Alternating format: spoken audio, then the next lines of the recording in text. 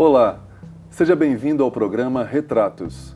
Hoje recebemos o jornalista, escritor e roteirista Gustavo Nolasco, que, dentre outros temas, vai nos falar sobre o projeto Moradores, a Humanidade do Patrimônio Histórico, que ele trouxe a Belo Horizonte.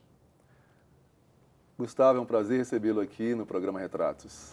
Prazer é meu, Wagner. Espero poder ter um programa agradável aí com você e com todos os telespectadores. Certamente teremos. Gustavo, eu queria começar essa nossa conversa falando sobre esse projeto que já circulou por 5 estados brasileiros, 10 cidades e que também chegou a Belo Horizonte, né? Isso. E eu fiquei muito interessado no nome do projeto, porque Moradores, a Humanidade do Patrimônio Histórico, porque o próprio nome já evidencia a valorização das pessoas nesse projeto, né? Exatamente. Então eu queria que você contasse um pouco como surgiu essa ideia. Pois é, o projeto Moradores, na verdade, surgiu de uma loucura entre a gente lá na Nitro, a nossa empresa, um coletivo aí de produção de conteúdo, que era a nossa vocação de querer ouvir histórias. Então a gente, em cada cidade, em cada projeto que a gente passava, a gente ficava um pouco angustiado, em que muitas cidades, por exemplo, Tiradentes, que é uma cidade onde nasceu essa ideia, as pessoas vão a Tiradentes e valorizam muito o casario histórico, valorizam as igrejas coloniais, valorizam as belezas naturais da cidade, mas esquecem que isso tudo não é nada se não fizer parte da história de alguém. Sim. Então existem as pessoas da cidade que, graças a elas, a referência que elas têm, esses lugares, esses símbolos, eles carregam aí a marca de ser patrimônio, de ser um bem daquela cidade. E as pessoas são a alma do lugar, né? Exatamente. É o que pulsa, né? A vida que pulsa, né? Sem ela, todo lugar é igual. Todo lugar não tem identidade. Então, essas pessoas, as suas histórias, a sua individualidade, a herança que todo mundo carrega da família, da cultura, isso é que faz todo lugar ser diferente. Isso é que faz o lugar ter vida, é o que você falou, ter alma. Pulsar, né? Pulsar e a gente ter a certeza de que aquele lugar vai significar muito para outras gerações. Então a gente queria muito trazer o olhar para isso, assim, porque vamos fazer as pessoas começarem a olhar para a história dos moradores daquele lugar e os próprios moradores olharem também para dentro de si. Porque até mais do que as pessoas que vão, por exemplo, a Tiradentes, não olharem para os moradores, pior do que isso, era os moradores não terem a consciência da joia que eles carregavam dentro de si, que era a própria história. Sim. Então, daí vem a brincadeira um pouco com o nome, né? Que a gente sabe, por exemplo, que cidades e bens tombados são, por exemplo, Ouro Preto, que é patrimônio histórico da humanidade.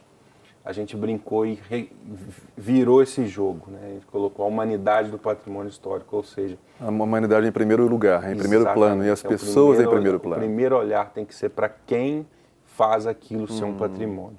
E daí surgiu essa ideia de fazer o projeto Moradores. Ah, que interessante. E como que ele acontece em cada cidade, né? Assim, vocês chegam, as pessoas são receptivas, ou elas acabam tendo alguma resistência à proposta de vocês? Elas se apresentam espontaneamente ou são indicadas? Enfim, como que é a logística e como tudo acontece em cada cidade? Isso.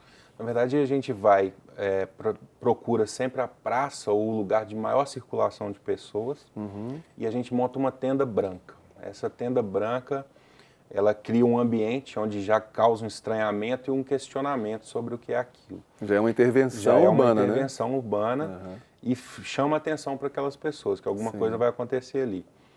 Em Minas Gerais tem sempre aquele olhar desconfiado, né? O mineiro sempre é desconfiado e já desconfiado, mas quer saber o que é. Sim, desconfiado, mas interessado. Exatamente. Então, o que a gente faz? Montou essa tenda, a gente chama as pessoas a serem fotografadas e a serem entrevistadas. Somos jornalistas, somos fotógrafos, somos diretores de audiovisual, então a gente está filmando, a gente está fotografando, a gente está conversando. E ao a pessoa entrar nessa tenda, vem o momento da transformação, que é o que a gente busca. Elas são fotografadas e eu faço uma pergunta clássica, assim, na verdade eu peço eu peço que ela conte a sua história. A grande maioria das pessoas tem uma resposta que é o início da transformação que a gente quer. A maioria das pessoas falam assim, mas a minha história não tem graça nenhuma. E aí que eu falo, e aí começo às vezes a falar da história da cidade, eu falo, não, eu não quero saber da história da cidade, eu quero saber da sua história. Me conta. E quando as pessoas começam a falar da sua história, sem eu precisar falar mais nada, por dentro ela começa a ter uma transformação. Sim. Ela conta a sua história e ela vai percebendo que aquela história é interessante. Ela vai percebendo que aquela história tem um valor. Sim. E que ela se identifica a partir disso, né? Exatamente. Ela começa a perceber que ela tem alguma coisa ali dentro que é dela só. Sim. Ou da história da família dela, ou daquela cidade, que só aquela cidade pôde dar a ela. E esse momento que é um momento mágico. Assim. É uma experiência humana única, sempre única, né? É uma do indivíduo. Isso, na verdade é uma experiência de autoconhecimento. Sim. Então ela começa a perceber que ela tem um bem que está dentro dela, um patrimônio que está dentro dela, e que a única pessoa que pode valorizar e pode passar para frente para as pessoas conhecerem aquele bem é ela mesma. Basta ela contar a sua história. E aí dentro da tenda, nesse momento, essas pessoas vão e começam a contar a sua história, que é simples, às vezes não. Tem pessoas que a gente leva, pessoas que são os famosos, os populares da cidade, né? Que todo mundo conhece. Então, a gente também leva essas pessoas para dentro da tenda, para elas também contarem essa história. São aqueles grandes personagens que toda cidade tem, Toda cidade tem, né? Então, é o dono do armazém que todo mundo a vida inteira foi, às vezes um cantor da cidade que todo mundo conhece, é um historiador, é o taxista que todo mundo conhece também, enfim. Esses populares tradicionais, é a pessoa de um grupo folclórico que às vezes essas pessoas são clássicas, assim, que todo mundo acha que ela sim tem história, mas não é só ela que tem história. Às vezes o folclore, ele formou um grupo, mais, né? Essa questão, mas todo mundo viveu aquele grupo, sim, né? Sim. Então essas pessoas... Falando assim, eu fico lembrando um personagem que eu acho fantástico, né? Em Ouro Preto, a Dona Olímpia. Dona Olímpia. Não é? Que tem muita história e que foi muito reconhecida, né? E virou um ícone, né, de Ouro Preto também. Um ícone, né? de Ouro Preto, assim. O meu pai, por exemplo, estudou em Ouro Preto, conviveu com a Dona Olímpia. Ah, olha aí. Então, por exemplo, ele conta, a gente sabe a história da Dona Olímpia, uma época de Ouro Preto, mas, por exemplo, o meu pai, ele contando as experiências que ele teve com a Dona Olímpia, é uma outra história legal. E eu aprendi, na verdade, eu conheci a Dona Olímpia não foi nos livros, não foi na história, eu conheci a Dona Olímpia através da história do meu pai. E eu me encantei, por exemplo, você citou, a Dona Olímpia é um exemplo lindo, você ter citado. Muito legal. Dona Olímpia foi tema de escola de samba no Rio de Janeiro. Quando ela foi tema, eu nunca tinha ouvido falar. Eu tinha falado assim, olha, aquela moça que o meu pai contou a história dela, ela virou o tema. Então, isso é mágico, assim. Essas e eu figuras... já tive o primeiro contato com ela, assim, em termos de informação, com músicas do Clube da Esquina.